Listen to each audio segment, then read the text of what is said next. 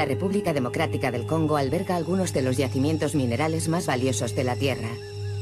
Pero en lugar de prosperidad, la competencia por esas reservas ha agravado la pobreza, la explotación y en las últimas 2 décadas ha ayudado a financiar uno de los conflictos más mortíferos desde la Segunda Guerra Mundial. La matanza empezó un lunes, muy temprano. Los mataban de 11 en 11. Lo vi con mis propios ojos. A primera hora, mientras asistían a misa, los confiados habitantes de esta aldea fueron atacados por un grupo armado, financiado por los minerales de la región. Empezaron a disparar. La gente caía muerta al momento. Otros huían. Más de 600 personas murieron aquel día. El sacerdote fue ejecutado, las monjas violadas y descuartizadas. Cuando sacaron al sacerdote y a las hermanas de la iglesia, fueron a matarlos a nuestras casas. Aquí las asesinaron. A ellas las violaron antes. Y después usaron cuchillos para matarlas. Para hacer todo lo que quisieron con ellas. La gente huía por esos campos. Mucha gente murió aquí. Solo Dios puede perdonarlos.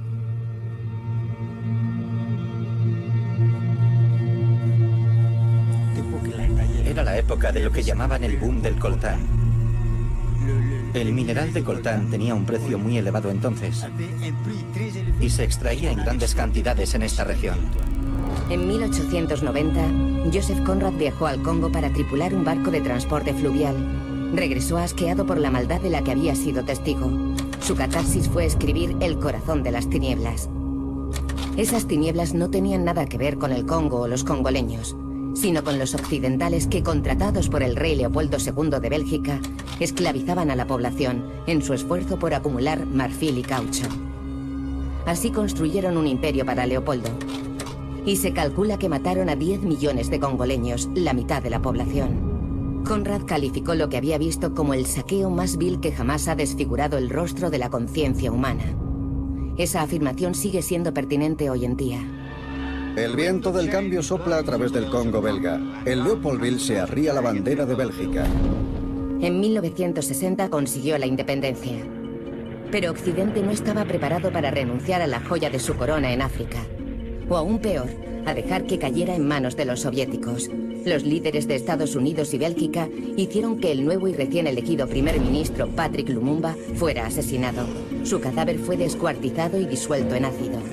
Los cortamos en pedazos, los quemamos. También usamos enormes cantidades de ácido. Occidente colocó al dictador Mobutu Sese Seko. Mobutu cambió el nombre de su país por el de Zaire y gobernó durante los siguientes 30 años siempre como un aliado de Occidente. Habíamos aceptado que es un bastardo, pero es nuestro bastardo. Mobutu simplemente trataba al Congo y sus recursos como su propio banco personal. Robaba a las compañías mineras de propiedad estatal, robaba a la agencia de aduanas, robaba a todo aquel que tuviera ingresos y no invirtió en lo que el país necesitaba.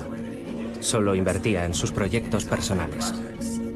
Apoderándose de los recursos del Congo, Mobutu amasó una fortuna personal de casi 4.000 millones de dólares, dejando al pueblo congoleño hambriento y en la miseria.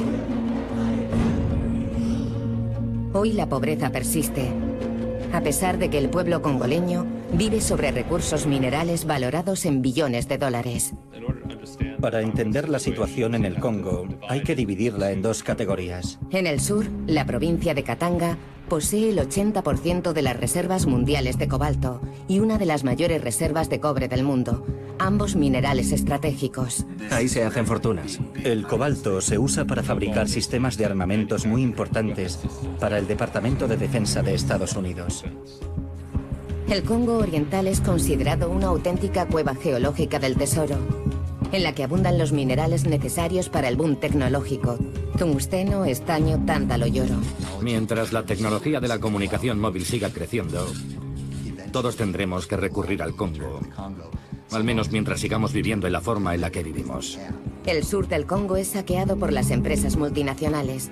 Los grupos armados saquean el este del país. Algunos son extranjeros, otros son nacionales.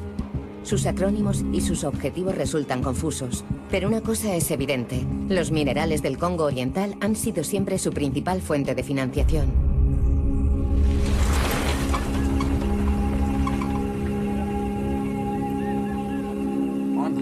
Los grupos armados graban con impuestos lo que tocan. El principal recurso del Congo Oriental, el recurso más lucrativo, es la minería.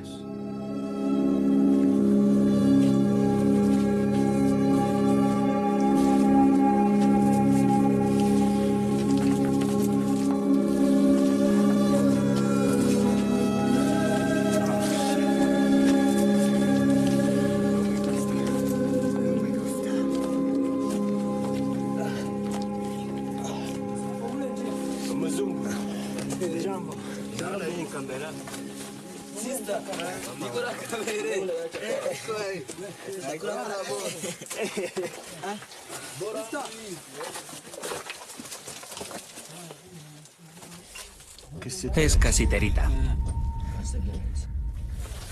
¿Cómo mantienes un ejército de 2000 hombres sin tener siquiera que alimentarlos? Sin tener que pagarles un uniforme y la asistencia médica. Lo único que tienen que hacer es llegar y cerrar la zona. Esta tierra es muy rica en minerales. Bueno, ellos tienen armas y tú no.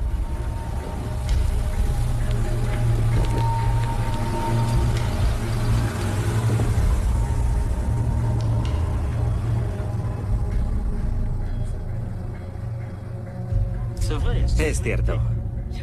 Hay altos oficiales del ejército que tienen sus propias minas. Y en este mismo momento existe una ley que les prohíbe explotarlas. Pero siguen haciéndolo.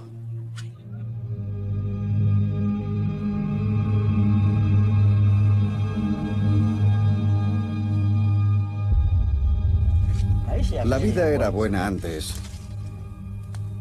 Era buena. Pero desde que llegaron esos hombres, todo fue a peor. La vida solo es sufrimiento. Cada día es un sufrimiento.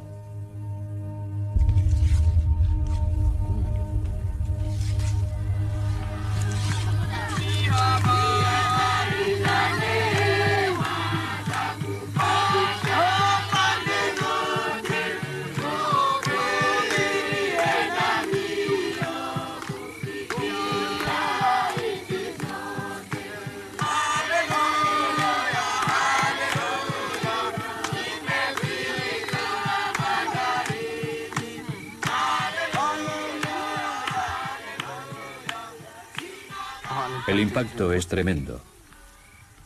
La presencia de grupos armados en este país ha tenido consecuencias terribles para la gente del Congo Oriental. Comunidades desplazadas, pueblos quemados, colegios, hospitales, violaciones de niñas y de mujeres, incluso mayores, para satisfacer sus apetitos sexuales.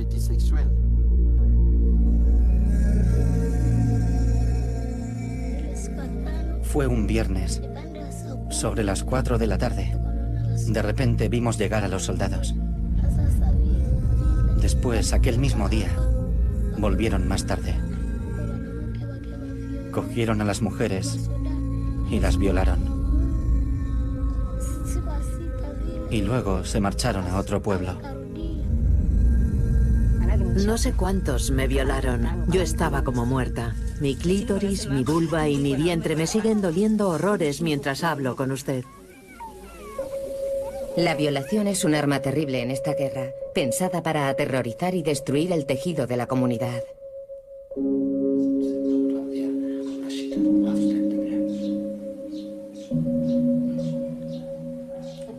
Todos corríamos. Nos disparaban por todas partes desde el bosque. Incluso los soldados no sabían dónde esconderse y huían como los civiles. Entonces vi a un soldado delante de la ventana. Iba cargado de balas.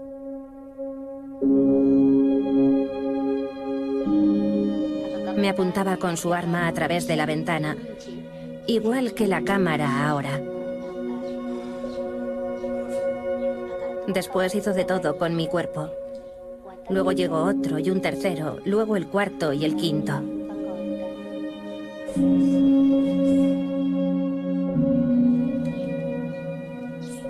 El fuego empezó muy rápido. Las llamas nos rodearon. Yo sujetaba a mis hijos. Cuando alcancé la puerta, el mayor se soltó.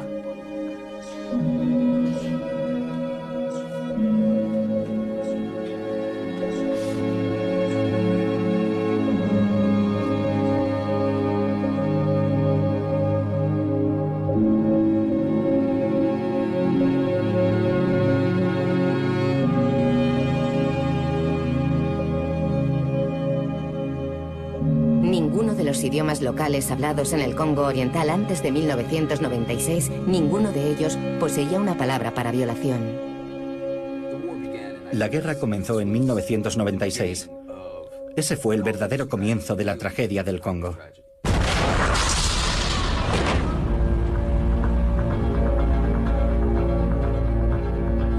Cuando la guerra empezó en 1996, no fue a causa de los minerales. La guerra que empezó se debió al colapso del Estado zaireño y el genocidio en la vecina Ruanda. Nada más comenzar, los minerales se convirtieron en una pieza clave para financiarla. Después, en algún momento, los minerales se convirtieron en el objetivo. Tras el genocidio de Ruanda en 1994, 3 millones de refugiados atravesaron la frontera del entonces Zaire Oriental.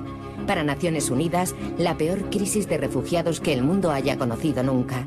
Algunos refugiados eran los milicianos que habían perpetrado el genocidio, una grave amenaza para el nuevo gobierno de Ruanda. En el caso de Ruanda se convirtió en el principal problema para su seguridad. Unos 40.000 soldados entrenándose a tiro de piedra de la inexistente frontera diciendo: volveremos y acabaremos el trabajo. Los ruandeses nos dijeron en varias ocasiones que si la comunidad internacional no podía controlar el problema, tendrían que buscar soluciones. Yo sospechaba que si decidían actuar, sería enviando al ejército al otro lado de la frontera. En vez de eso, usaron un mecanismo clandestino para hacerlo. Infiltraron tropas ruandesas apoyadas por algunos rebeldes locales como Kabila, y así fue como nació la AFDL. En 1996, los ejércitos de Ruanda y de Uganda apoyaron el movimiento rebelde. Y la AFDL, dirigida por el congoleño Laurent Désiré Kabila, invadió el Congo Oriental. El objetivo de Ruanda y Uganda era limpiar los campos de refugiados. El objetivo de Kabila, derrocar al presidente Mobutu. Bissima Karaja era el ministro de Exteriores de la AFDL. Nosotros, como africanos, era la primera vez que veíamos un genocidio. Esa cultura tenía que ser eliminada. Pero había un segundo problema. El segundo problema era que Mobutu era el dictador número 2 del mundo. Tenía que irse. De lo contrario, como le dije, o sale por la puerta o sale por la ventana. Después de 30 años, Estados Unidos tomó la decisión de abandonar a su aliado durante la Guerra Fría. El presidente Clinton envió a un embajador de Naciones Unidas para que llevara su mensaje a Mobutu. Las instrucciones que recibí del gobierno estadounidense eran que le dijera a Mobutu: presidente Mobutu, no podemos seguir apoyándole. Queremos que abandone el país. Recuerdo que Mobutu me miró y me dijo: ¿sabe lo mucho que he apoyado yo a Estados Unidos? Yo le contesté: lo comprendo. Estados Unidos y gran parte de la comunidad mundial contemplaba la progresiva aparición de una nueva generación de líderes africanos. A partir de entonces, la visión y el relato dominantes sería apoyar a Kabila y hacer que eso ocurriera. Mantuve varias reuniones con Kabila. Sabía qué le gustaba. Había cierta química entre nosotros. Y le dije: bien, usted quiere una buena relación con Estados Unidos. Nosotros queremos una solución pacífica. Estamos dispuestos a apoyarle si es reformista, si instaura la democracia y si respeta los derechos humanos. Entonces le ayudaremos. Cuando la Guerra Fría terminó, Mobutu ya no era necesario, y Estados Unidos permitió que el Congo se desintegrara. Aunque la AFDL se movió deprisa, enseguida quedó muy claro que necesitaría mucho más dinero para tomar la capital, Kinshasa. Kabila, lo recuerdo, dijo: ¿puede conseguirme un préstamo de $100 millones de Clinton? En ese momento supe que no entendía el proceso político. Una de las cosas que la AFDL intentaba hacer era obtener dinero. Y en el Congo, una de las formas de conseguirlo es dando concesiones para extraer minerales. En su esfuerzo por financiar la guerra, la AFDL se dirigió directamente a la región de Katanga, rica en cobre y cobalto. La clave era Katanga, que entonces era y ha sido siempre la clave del conflicto congoleño, porque es donde está el dinero. La verdadera riqueza mineral del Congo está en Katanga. Allí es donde se gana muchísimo dinero. En Katanga se encuentra una de las mayores reservas de cobre del mundo y se produce más del 80% del cobalto. Ambos minerales estratégicos. Para la División de Minerales del Departamento de Defensa de Estados Unidos, el cobalto está entre los 10 más importantes. Mucha gente vino aquí para ganar dinero rápido durante la guerra. Y lo consiguieron. Mientras las tropas del líder rebelde, Laurent Kabila, tomaban el control de las zonas mineras, gigantes como la American Mining Field Corporation aprovecharon la situación para modificar sus lealtades. Firmaron contratos con los rebeldes para explotar el cobalto, el zinc, el cobre y los diamantes. Muchas compañías mineras vinieron aquí. Llegó el grupo Landing, también Ainville Mining, y los australianos. También vino un grupo canadiense, First Quantum. Estábamos en guerra y los traficantes de armas aprovecharon la ocasión para venir y apoderarse de los minerales a cambio de casi nada. En 1996, de repente, aparecieron los cowboys. En el Congo se podía hacer fortuna, y ellos llegaron aquí en masa. Los ejecutivos de la American Mineral Fields intentaban ganarse los favores del nuevo régimen de cualquier forma. Creo que el mejor ejemplo es John Lemon Bull, que trabaja para una empresa llamada American Mineral Fields. Voló en su jet privado hasta Katanga. De hecho, en cierto momento le prestó su jet a Kabila. Consiguió una concesión minera muy importante allí. Hemos puesto nuestro avión a disposición de algunos líderes de la alianza. Su empresa le dio $5 millones a la AFDL. Creo que fue en abril de 1997, un mes antes de que hubieran entrado en Kinshasa. Hacían negocios con el gobierno rebelde, ya que ni siquiera habían formado gobierno oficialmente. Eso es lo que hacen las multinacionales. Tratas con el poder, o con quienes crees que conseguirán el poder. Así es como funciona. No pasó desapercibido que la sede de la empresa AMF estuviera en Hope, Arkansas, ciudad natal del presidente Bill Clinton. El hecho es que nadie en el mundo había oído hablar de aquella empresa que tenía su sede en Hope, Arkansas, salvo por su relación con Bill Clinton. De alguna forma, eso fortaleció la percepción de que lo que pasaba estaba conectado con Estados Unidos, que era el mismo Estados Unidos quien daba su aprobación a la invasión y al golpe de estado de Laurent Kabila. ¿Fue una gran conspiración? La American Mineral Fields fue la primera compañía que firmó un contrato con Kabila. Sí, creo que eso fue un fracaso, ¿no? Sí, pero una importante cantidad de dinero cambió de manos. Sin duda, la AFDL necesitaba dinero para comprar armas.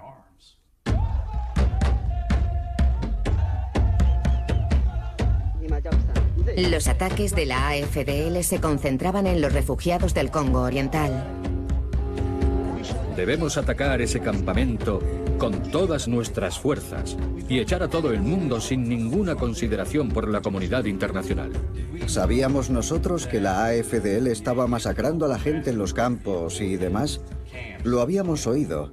Teníamos muchas historias sobre eso. Pero también sabíamos que no podíamos hacer absolutamente nada al respecto. No estoy diciendo que deban aceptarse esas cosas, pero no puedes engañarte. Era una guerra.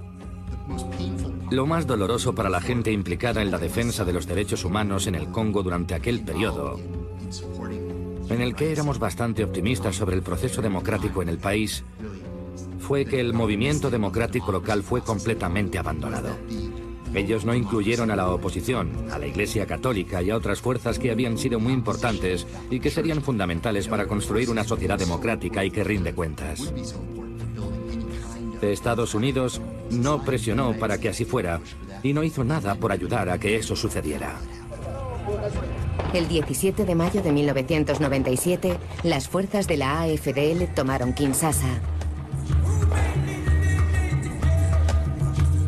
Laurent Désiré Kabila juró su cargo como presidente de la nueva República Democrática del Congo. Yo, Laurent Désiré Kabila, presidente de la República. Nosotros teníamos nuestros propios objetivos como congoleños. Ellos tenían los suyos, pero por lo que sé, ellos no nos utilizaron. En realidad, puede decirse que nosotros los utilizamos a ellos.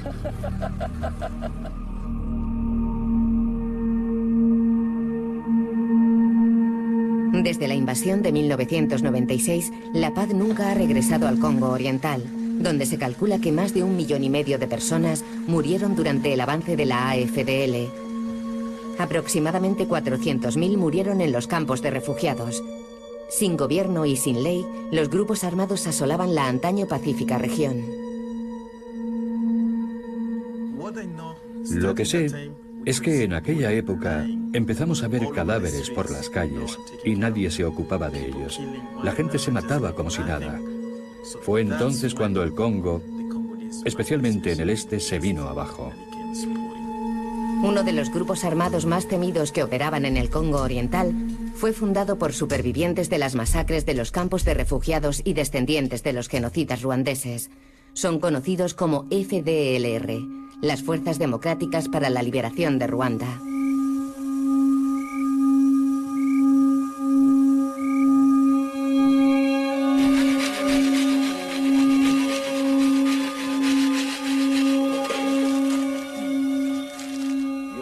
El FDLR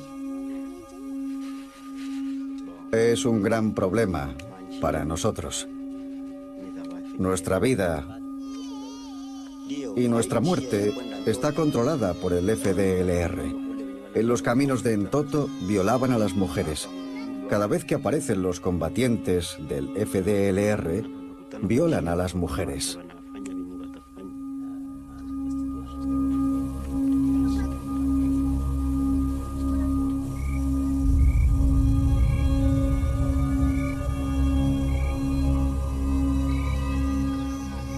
Tengo muchos problemas a causa de mi familia. ¿Qué le pasa a tu familia? Mi familia ha muerto. Mi padre ha muerto. ¿Ha muerto? Sí, ¿Dónde? en el Congo.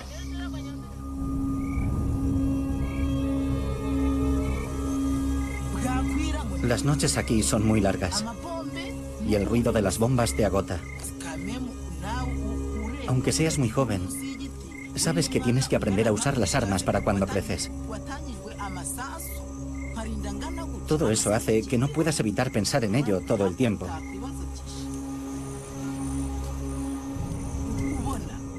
Sabes que de 40 miembros de tu familia, tú eres el único que ha sobrevivido. El único superviviente.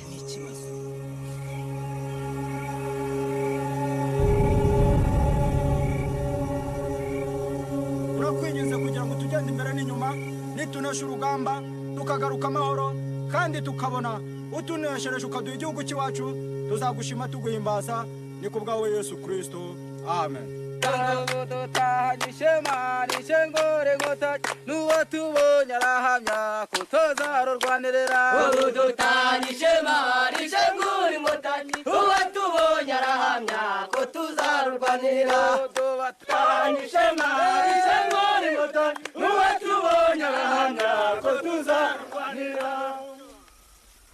Yo nací y crecí en esta parte del país y nunca había oído hablar del coltán. Cuando la demanda de este mineral por parte de la industria electrónica empezó a crecer, entonces vivimos lo que se llamó el boom del coltán. A principios del nuevo siglo, la venta de aparatos electrónicos se disparó. Al mismo tiempo, Sony lanzó la muy esperada Sony PlayStation 2. La arrolladora demanda de los consumidores de este producto provocó en toda la industria el temor a la escasez de coltán. Ese miedo hizo que el precio del coltán se disparara de 100 a más de $300 el kilo. Bueno, lógicamente, Todos los que conocían el valor de esos minerales se lanzaron a su búsqueda y sobre las minas. El aumento del precio del coltán coincidió con la segunda invasión del Congo Oriental por el país aliado de Estados Unidos, Ruanda. Una invasión dirigida por el grupo rebelde RCD. Los ruandeses crearon el RCD. Y digo crearon. Reunieron a un grupo en Kigali y les dijeron: vais a crear un movimiento rebelde. No era un movimiento congoleño. En la comunidad internacional se produjo un silencio absoluto a ese respecto. Nadie admitía que Ruanda estuviera invadiendo el Congo en aquella época. Incluso Estados Unidos consideró en el peor momento de la crisis la posibilidad de que sus aliados estuvieran metidos en eso por dinero. No hay duda de que había hombres de los servicios de seguridad y de la élite política de Ruanda implicados en la explotación de los recursos del Congo. El día en que se lanzó la PlayStation 2, Sony ganó 250 millones de dólares con las ventas. 1.700.000 personas murieron a causa de la guerra en el Congo. ¿De quién es la responsabilidad de entrenar a un ejército profesional capaz de proteger a nuestro pueblo, capaz de defender nuestras fronteras? Es realmente vergonzoso que el Congo no haya tenido un líder que pudiera hacer respetar la ley o restaurarla. Dile a ese hombre blanco que nos repatrie rápido, o este país nunca estará en paz. Hasta que el FDLR vuelva a casa, no habrá paz. Nunca. No está grabando. La luz no está encendida. Poco tiempo después, un grupo de las Fuerzas Democráticas para la Liberación de Ruanda atacó la aldea de Bunakara. Mataron a 31 personas, la mayoría mujeres y niños. Quiero expresar firmemente que dedicaré toda mi energía a asegurar que este hermoso y gran país recupere la paz y la unidad.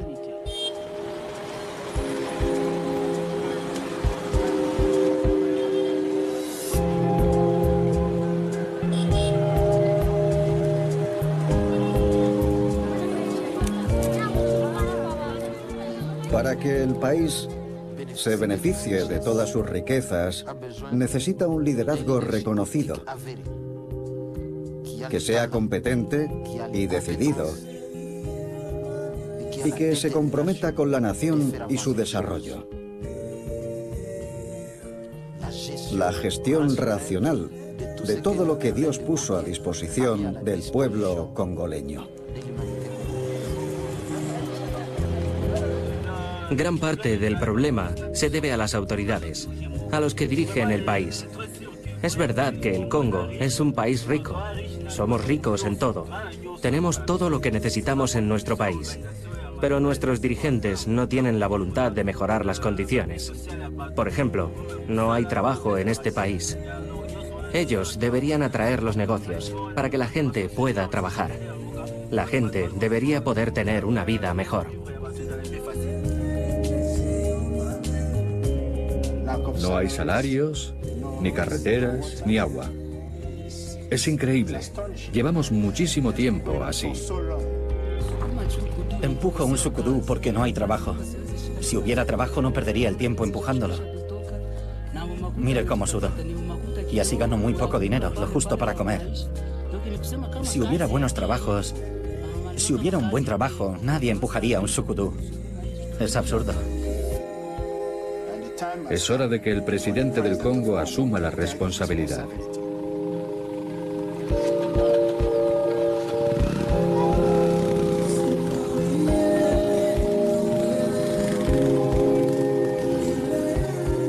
En 2014, se publicó un informe en el que se decía que los líderes congoleños habían vendido concesiones mineras en Katanga mediante contratos opacos, con los que habrían robado al pueblo congoleño miles de millones de dólares en ingresos públicos.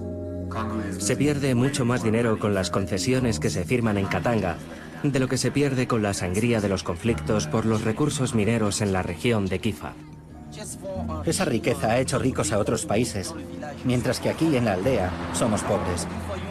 Cuando vemos a los camiones yendo y viniendo, cargados de minerales que enriquecen a Estados Unidos, a Bélgica, nos enfurecemos. En la actualidad, más de 25 compañías mineras internacionales operan en Katanga. ¿Quién es usted y qué hace aquí? Soy un reportero estadounidense y estoy haciendo un documental sobre la minería en el Congo. Tenemos permisos de Jekamin. Tenemos el permiso del ministro provincial de Katanga, que es el gobernador. Pero no tiene mi permiso. ¿Quién es usted y por qué necesito su permiso? Soy el dueño de la mina. ¿De dónde es su compañía? De Canadá. Canadá. Katanga es una provincia muy rica, muy rica, pero los recursos de Katanga se los llevan fuera. ¿A dónde? Nadie lo sabe. Katanga no siempre fue una región pobre. En el pasado aquí operaba una de las compañías mineras más rentables del mundo, Jekamin. Jekamin era el pulmón.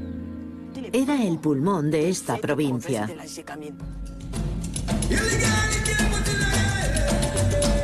Mobutu Sese Seko, comprometido con la nacionalización y la africanización del Congo, además de cambiar de nombre al país, prohibió todos los negocios extranjeros y las propiedades extranjeras, reclamando los recursos naturales para el Estado. Todas las explotaciones mineras en Katanga quedaron bajo la autoridad de una compañía minera estatal, Jekamin. En líneas generales, la minería en Katanga estaba controlada por Jekamin. No puedes viajar por Katanga, no puedes hablar con nadie, sean familiares o no, sin toparte inmediatamente con el orgullo y la oportunidad que representó Jekamin. Jekamin fue una pieza clave en el desarrollo del Congo. Jekamin era el pulmón del Congo, era el pulmón de Katanga. Prácticamente el 80% del presupuesto nacional procedía de Jekamin. En los 80, Jekamin producía 500.000 toneladas de cobre al año. Era una de las compañías mineras más grandes del mundo. Durante muchos años se pensó que Jekamin había sido la gallina de los huevos de oro de Mobutu, pero también fue por muchas razones el Estado benefactor. Jekamin era el Estado proveedor. El sistema educativo en Katanga, donde operaba Jekamin, era considerado el mejor del país. Sus hospitales eran los mejores y la gente podía acceder a ellos gracias a Jekamin. Era la gallina de los huevos de oro.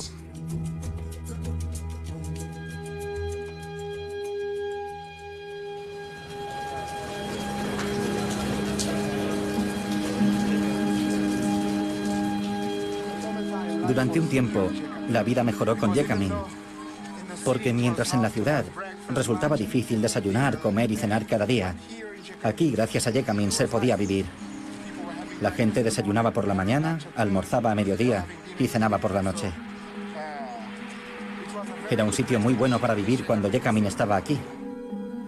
No había basura y esto era un campo de fútbol.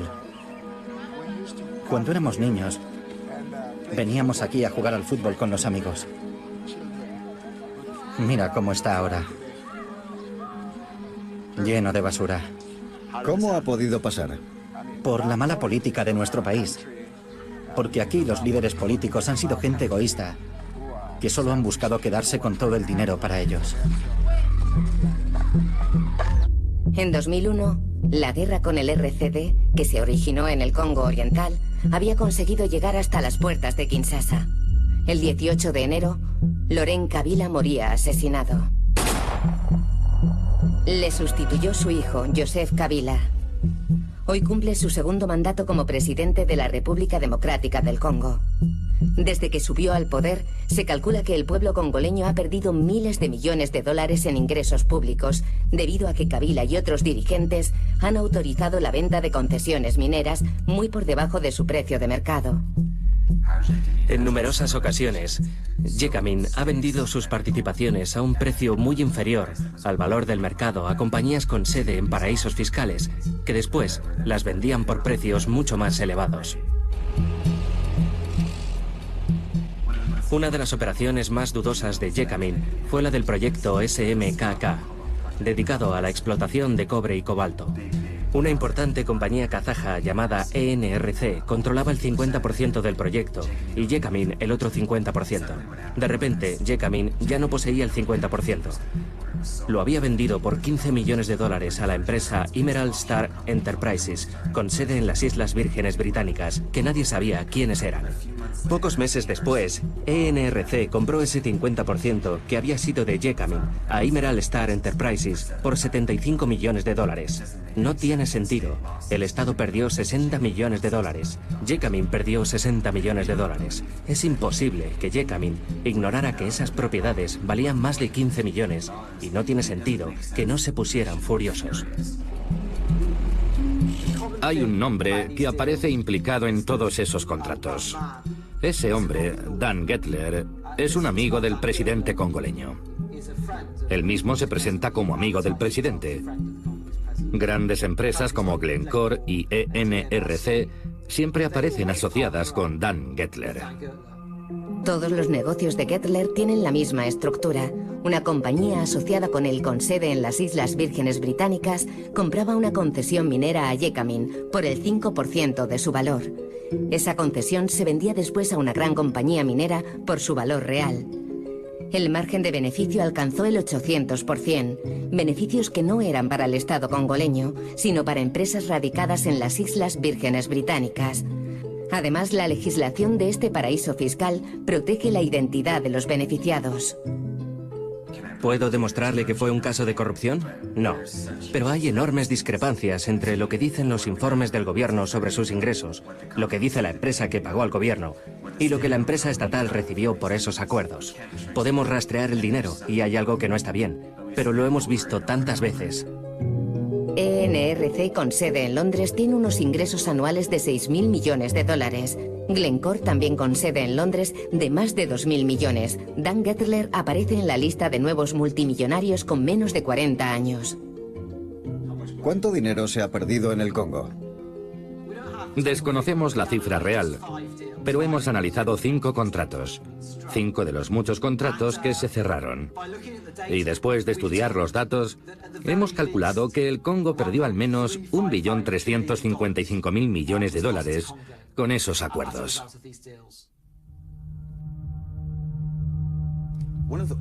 Uno de los sentimientos predominantes que creo que caracteriza todo este conflicto es la humillación del pueblo congoleño.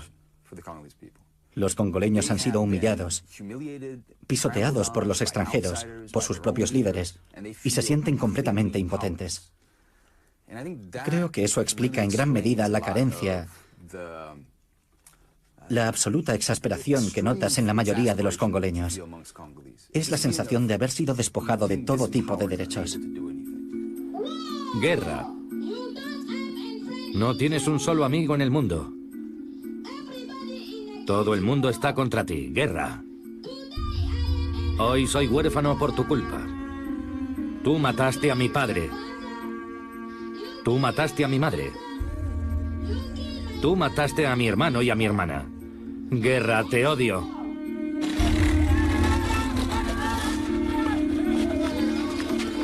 Hoy soy un refugiado por tu culpa. Me echaste de mi casa. Quemaste todo lo que había en ella. Tuvimos que huir por los combates. Llevamos aquí 1 mes y medio, nos morimos de hambre.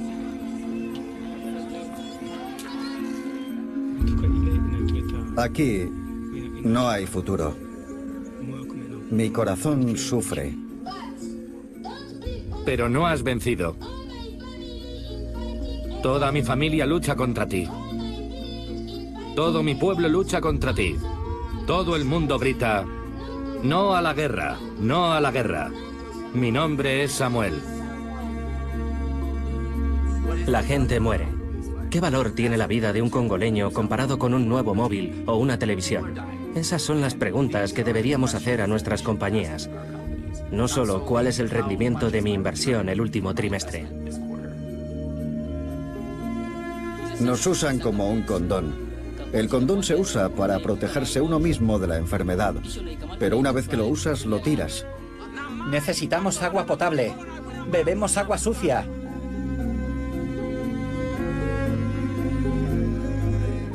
Este lago es demasiado grande. La ciudad está detrás de mí.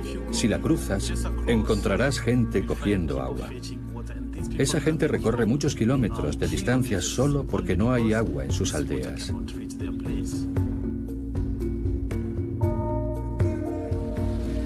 ¿Cuánto camina ella para hacer esto? 1 hora. ¿1 hora? ¿Cuántas veces viene aquí a recoger agua? 4. 4 veces.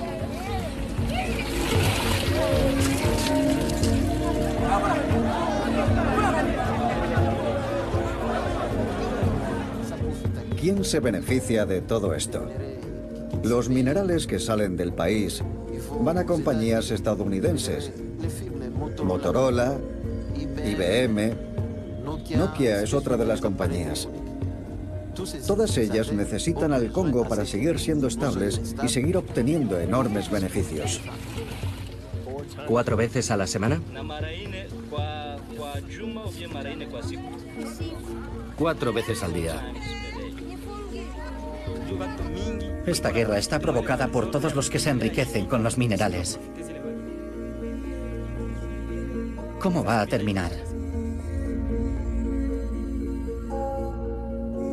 Lo único que pedimos es una paz duradera.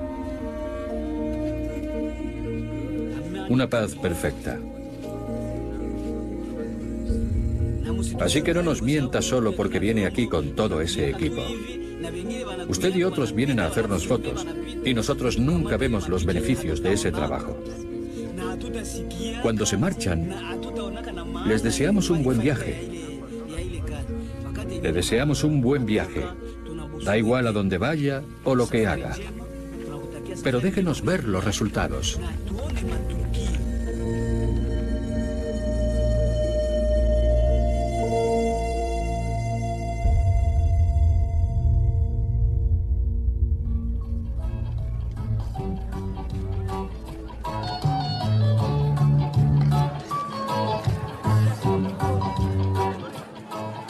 Supongamos que la guerra termina. ¿Qué harás cuando haya paz? Seré feliz. Seré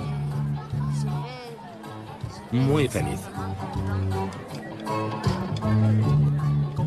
Los congoleños son gente muy trabajadora, pero nunca han tenido la oportunidad de vivir en paz. Por eso tenemos la esperanza de que la gente acuda en su ayuda y puedan vivir en paz. Esa es mi esperanza.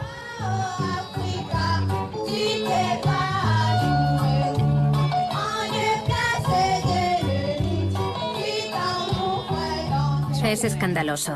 He mantenido conversaciones con las partes implicadas en todo este asunto que planteaban preguntas de una forma muy directa. ¿Qué vale la vida de los congoleños? ¿Cuánto le costaría a las empresas en términos de beneficios? Creo que hacen cálculos muy crueles al respecto.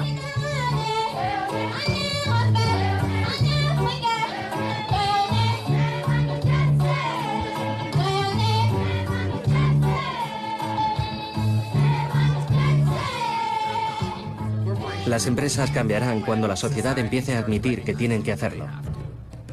No tenemos que esperar a que las compañías lo hagan por iniciativa propia.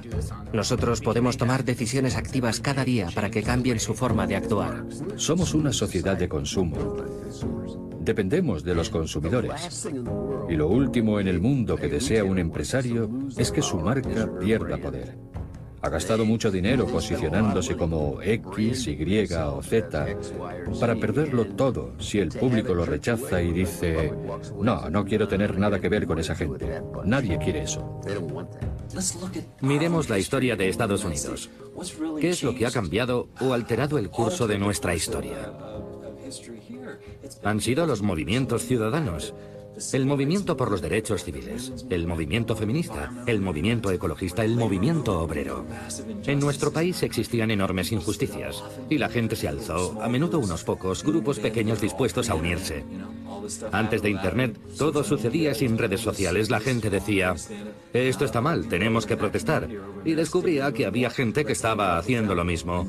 Unámonos a ellos. Y se convertía en un movimiento, y su fuerza cambió el curso de la historia.